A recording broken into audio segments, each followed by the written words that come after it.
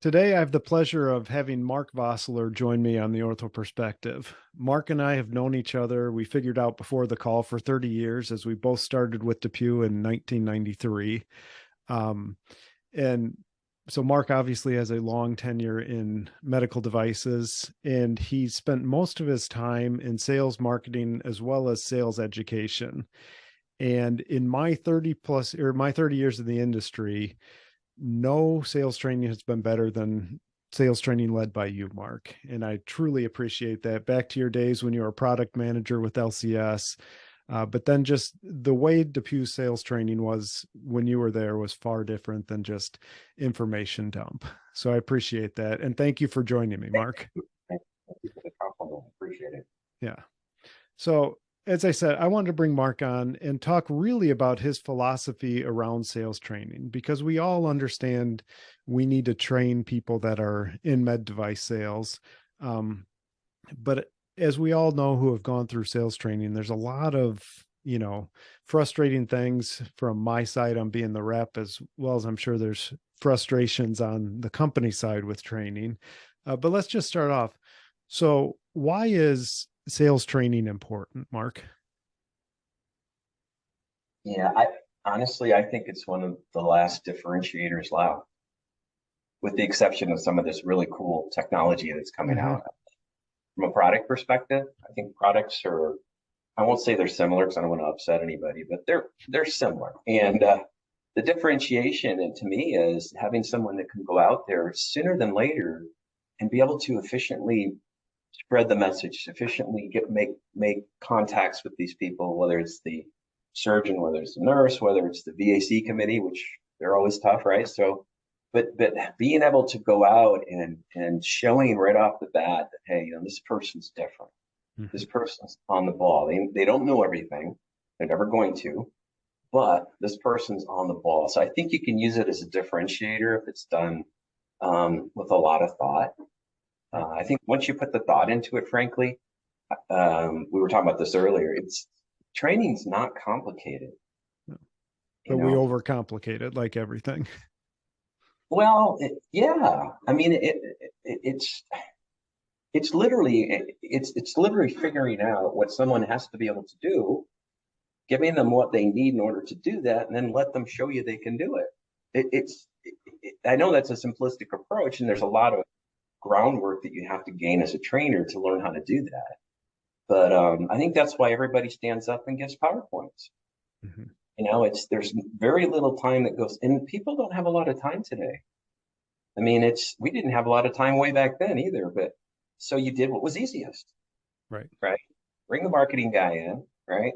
Let he or she give their marketing presentation, and then give them a quiz the next day and make it easy enough so people can pass it. Because if they don't, then you're a bad trainer.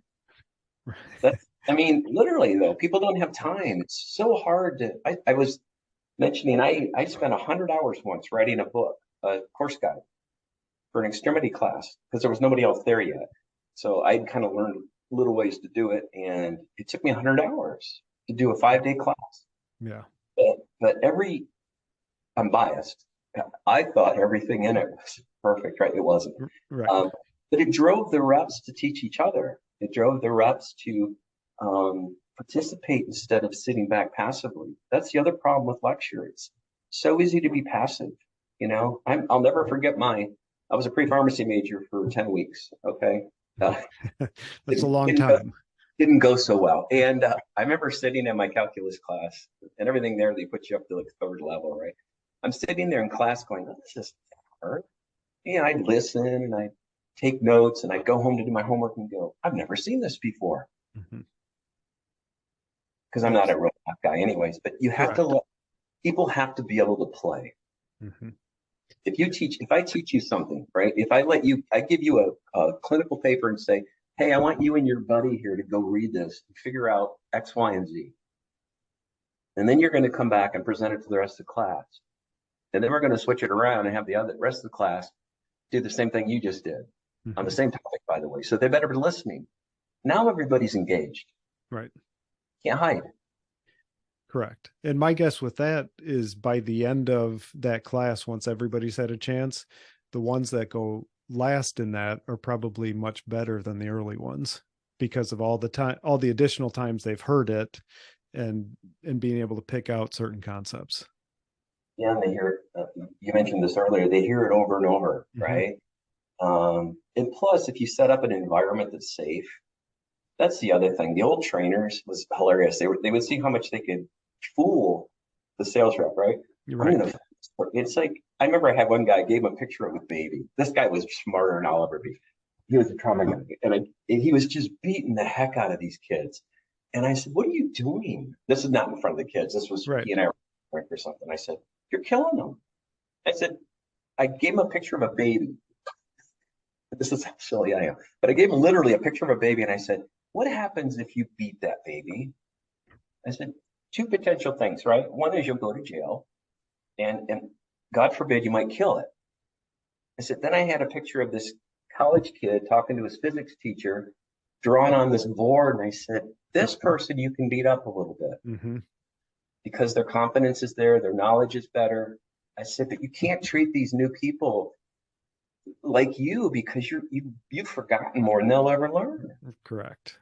And so you have to have a safe environment. So I think that's why I think you asked me about what's important. I think it is a differentiator. I think you have better people out there that they just can do stuff. Yeah. They can move the business. It's all about gaining business. It's not, and I think a lot of training is check the box.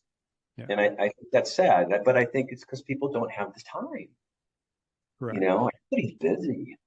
And so, as you mentioned, Mark, is that in ways, I mean, we've always been busy, right?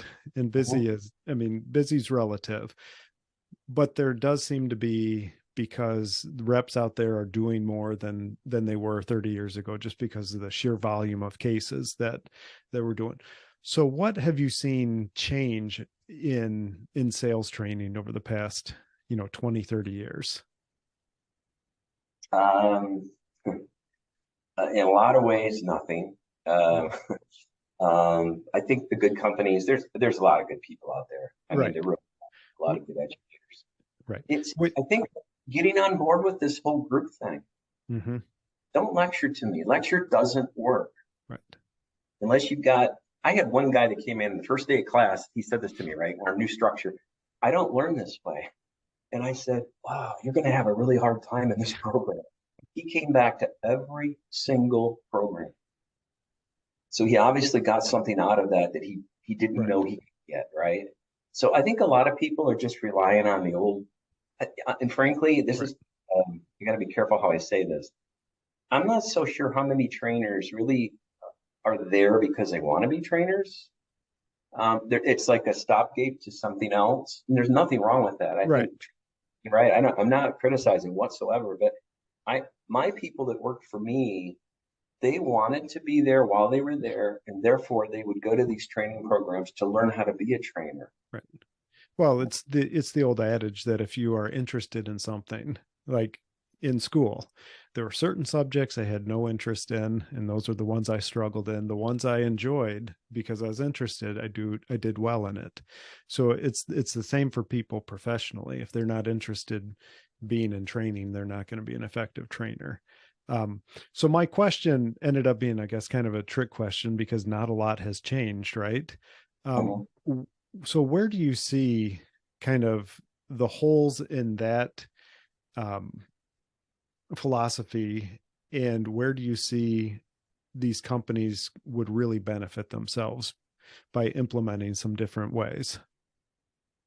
I think one of the things they need is upper management support. Somebody in training who doesn't have support, nobody cares. Mm-hmm. It literally is a check the box, and I think that's happening. You know, we all know that. But it's if they have support. First of all, the person's confidence goes up tremendously if they have support, because there's a lot of things you have to do in order to put these programs together to make them different, to make them interactive. You know, interaction isn't asking somebody a question. Interaction is having people apply stuff and Right. testing their competency, right? So um, you have to be able to do that, but you have to learn how to do that. You can't just, it's not intuitive. You know, training, a lot of people think training is just kind of like this intuitive thing you do. And it truly isn't. I mean, I learned how to do instructional design. I'm not an instructional designer, but I learned how to do it. So I can design a program based on the objective. I know how to do that. And I actually am pretty good at that. And a lot of people don't even learn that much. And Yeah. so facilitation, I would never talk this much if I was a facilitator, Right. right? But you have to learn how to let people talk. You have to learn how to let them make mistakes. That's the other thing. I think a lot of times training was a beat up people thing to see how tough they were. And we can't do that to people. They Right. spend time and money to come into our programs. We have to know that our whole goal is for them to leave knowing what they know and what they don't know, Yeah. having an action plan. This is what I need to work on. And Well, if we can do that for people, yeah. Especially early on in their device career, correct? Because I equate it now, having two grown kids, is youth sports. I love sports, but if you don't make it fun and interesting for them when they're young, they're not going to have the same love for it in 10 years. uh, And that takes me to kind of the next question is, and we've probably touched on all of this, but why is it that you perceive reps hate sales training? Because I think that's pretty universal out there. yeah, I think we've all seen it. We've all done it. Mm-hmm. So you bring somebody in out of town, so they're away from home. They come in, they sit in a chair for 9 hours, and you lecture to them. And at the end of 9 hours, your brain's pretty much dead. And not only do you lecture to them, you give them. I used to do this when I was in marketing. You give them your 6, 7 years of experience in a matter of an hour. And so you basically the person is shut down Mm-hmm. pretty early in the conversation because first of all, they don't understand what you're talking about. Secondly, you never ask them if they understand it. And so, yeah, they hate it because they get very little out of it. And I think a lot of people don't, you have to have fun. I mean, training should be fun. Mm-hmm. You're not going to kill anybody in a training room, you know? Now, granted, in our business, we could go out and maim people, I guess, help maim Right. people. You're not going to hurt anybody in there. There's no distributor in there. There's no senior rep in there. There's no doctor in there. There's no nurse. Make it fun and let them fail because the more you let them fail, the more they learn. Absolutely. And that's a hard thing for a lot of people to get past. Mm-hmm. I mean, we did it with advanced reps at Biomet. We'd have advanced reps come in, and it was amazing how many distributors would participate in these group activities. Because everybody goes, "Oh, they're not going to do that. They won't do it." It's like, no, they will if you make it valuable. Mm-hmm. If I get something out of this, that kid that came back to every class, he was a lecture kid. He came back to every class Right. because he got something out of it. You want people to ask you for more. I need more of this. I need more of this. And if they're asking Mm-hmm. you that, you're doing something right. Yeah. And that's fun. It really is. Yeah. It's just like everything. For the more fun it is, the more we're going to learn. And I can imagine from your side of it is, if your whole job is to help people along their career, it has to be a ton of fun to see them start comprehending what you're asking them to understand. The Um, most rewarding thing a trainer can see, in my opinion, excuse me, yeah. is when you go to the national sales meeting and you see one of those people get up on stage. Now, granted, you did this much of it, Right. but you had an impact. You had an impact. You did, right? And when I say have fun, a lot of people misinterpret what I'm saying. You have to have structure. You have to have a strategy. You have to have all this stuff thought out, right? It's not just going in and dribbling balls around and stuff. But once you do that, once you put the time and the effort and use the experience you have to design something, now you can have fun, right? Because you'll see them. Correct. The rep Right. will go, oh, when you do those instrument challenges and Right. they all have to go watch the other table do it, and the guys are, hey, you did that wrong, you're out, right? I just learned something because they found what they did wrong. And it's fun because it's competitive and they're not killing each other, they're just having fun. Right. So you have to have a And well thought out program, though. It can't be willy nilly. You have to yeah. put the time into it. I worked more hours in training than I did in marketing, Yeah. if you can believe that. Sorry about my throat. No, that's fine. Well, I mean, along with that, it is one thing I'm very thankful is that hard work was instilled with me, but it was also instilled that hard work can be fun. And that's exactly what you're describing. Intentional hard work can be fun. So why don't you just tell the people? I know you've led training for several orthopedic manufacturers. What are you currently doing with Vosler Consulting? I didn't tell you this earlier. I'm actually going to start working with the Medical Sales College Awesome. with their Chicago campus, and I'm going to teach a few things. And so that's going to be fun. And with the business I have, I've got a bunch of programs that I'm just trying to get people to.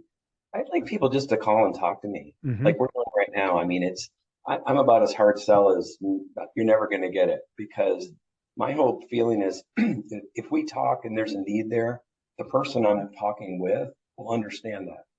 100%. And so I can help. I mean, I think baby steps are big too. You know, I talk about taking these programs from no or all lecture to no lecture. You can't do that all at once. You take something that just take a piece and baby steps. I'll help people do that. And I've had a lot of I've been lucky. I've had a lot of really good experience. I mean, I've done sales, I've done marketing, and I've done sales training. So I if anybody saw my video I did put on LinkedIn, I have a unique perspective. I know there's not a lot of training people that have that background.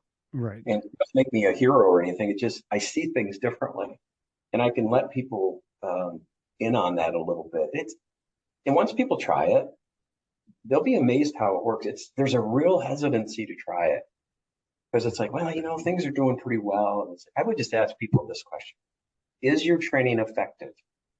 And if it is, how do you know? Right. And the other part of that is when you're done with a class, how do you know these people can do what you want them to do if you don't ask them to do it? Very simple stuff, but it takes, Yeah. yeah. Yeah. Absolutely, Mark. So if there's people that have seen this that are interested in connecting with you, what is the best way to contact Marc Vosler? Two ways. They could go through LinkedIn. If they're on LinkedIn, and just message me, or they could go to mvosler at voslerconsulting.net. Send me an email. Yeah. It's I just you know it's fun for me to talk to people even if they don't want to do a Hmm. project, because I learn too, right? And that's exactly what I keep telling people of all the conversations I've had with reps over the past few years with what we're doing with Rep Freedom. It is amazing to me the conversations I've had, and there's only a couple people I've talked to that I hope I don't talk to again. The vast majority are exactly what you said. I've learned a lot from them, and probably more than they've learned from me. So, Mark, I appreciate your time, and I hope you have a great weekend, and let's not let it be so long next time we talk. I totally agree. Thank you so much for having me. All right. Thank you, Mark. Take care.